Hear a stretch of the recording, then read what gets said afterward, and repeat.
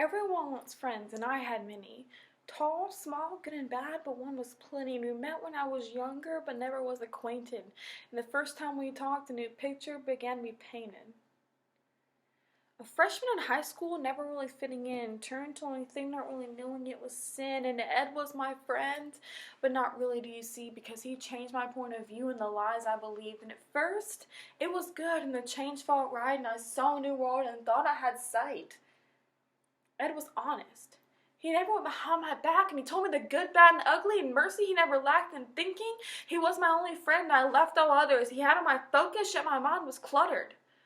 Ed this, Ed that, well, when would the ride end? Well, it turns out I'm in college with Ed still creeping in, and every day became a battle of who to believe, because I am my worst enemy, and myself I deceived, and I couldn't see the light, because he had smothered all hope, and with nowhere to turn, self-harm I coped. And junior year came and rolled around like a game of hide and seek. Myself I never found, because life was pain and reality was a blur, and I thought Ed was a gentleman, but don't call him sir, because my body was fragile and my hair was thinning and my clothes started to sag, and Ed was winning, and I hoped for every day to be my last, and I never really ate, and my excuse was a fast.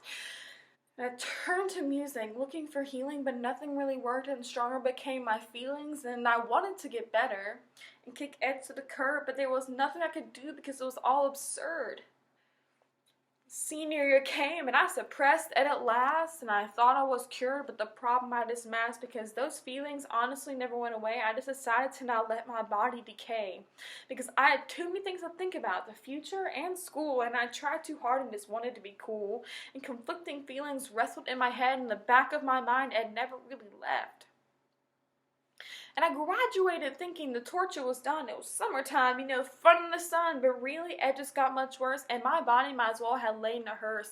And I constantly compared my body to girls around me. It kept me in bondage, just set me free. And I didn't know what to do because my soul had died. And I was ready for college. But what's my mind? Well, now I'm here. And I'm looking for answers, not knowing to turn, because this friendship is cancer. But I saw a glimmer of hope. And I took it and I ran straight to the third floor of Tucker Movie to say I can. Now let me explain, and the truth I need to tell, because this story is not about a boy, but how my mind is held, because Ed is a facade, and really it's me, and it stands for eating disorder, and I want to be free.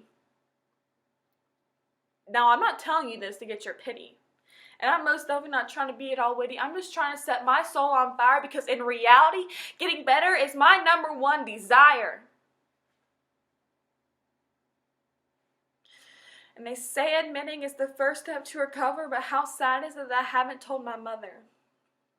I've hid it well for the past few years, and now I'm just trying to release all my fears, and I'm going to conquer this battle in all due time, even if it seems as easy as turning lemon to lime. And I've got a long and hard road ahead, and most days I just want to quit and crawl in my bed. However, I'm not a quitter. I'm an overcomer. And hopefully one day life won't be such a bummer, because I have goals set and I always strive to achieve. And there's a new world ahead, and I just have to believe. But this new world came with the price of 6 long months of work and sacrifice. And blood, sweat, and tears aren't enough description for the new life I had worked for to get the prescription. And I was prescribed love, medication, and self-care. But before treatment, this would have been a crazy dare. And I thought my treatment team was clinically insane, while truthfully I was just living my life in vain. And at first, I didn't want to get rid of it because I liked the attention stemming from long history, people bad-mouthing when my name was mentioned. And I only leaned on other people to recover.